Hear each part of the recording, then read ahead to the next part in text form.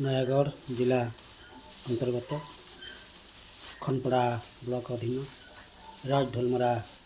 बड़ साई प्रति वर्ष भली चलुथिबा कार्तिकेश्वर पूजा कमिटी तरफ ए वर्ष पंचम वार्षिक पूजा उपलक्षे आमर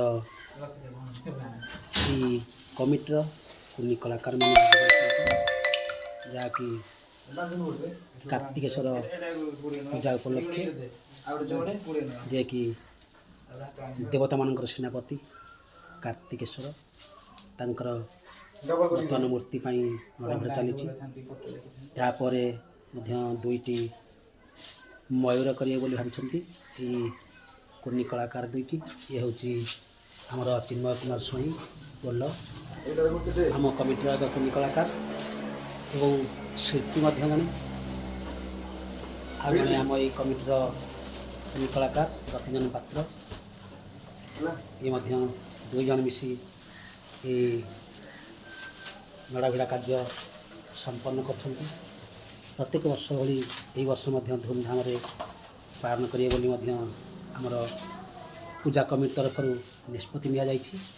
जहाँ देखा जाऊ से महाप्रभुंर कौन आशीर्वाद रही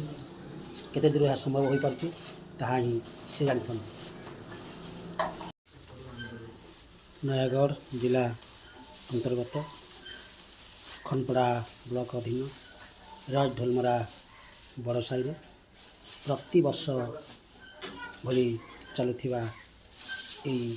कार्तिकेश्वर पूजा कमिटी तरफ ए वर्ष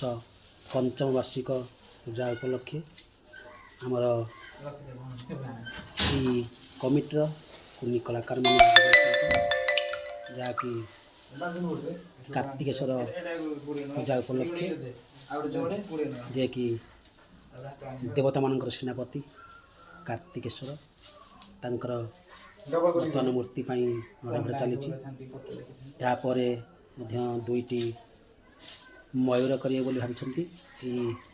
कुनी कलाकार दुईटी ये हूँ आमर चिन्मय कुमार स्वाई बोल आम कमिटर कुनी कलाकार एवं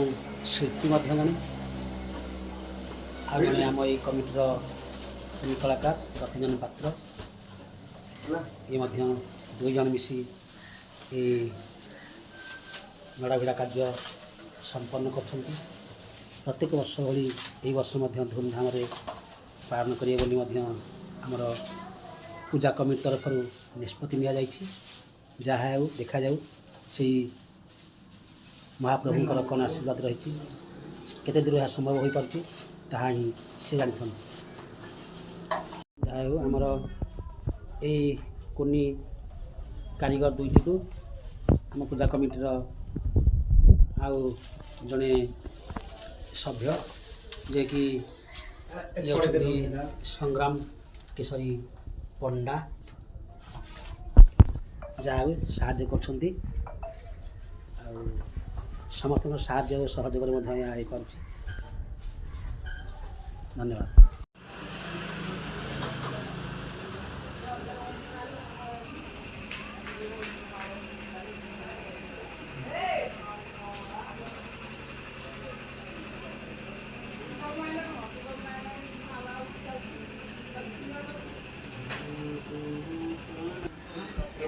चलित वर्ष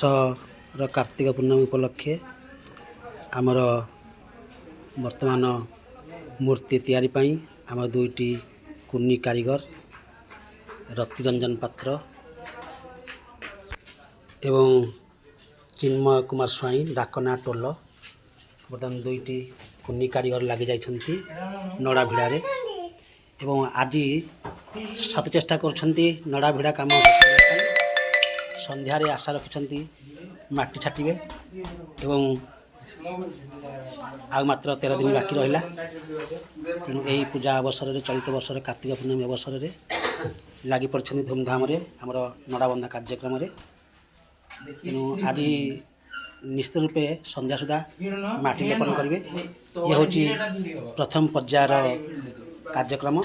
तापर आग को जहाँ हे आपण को आमे देखे।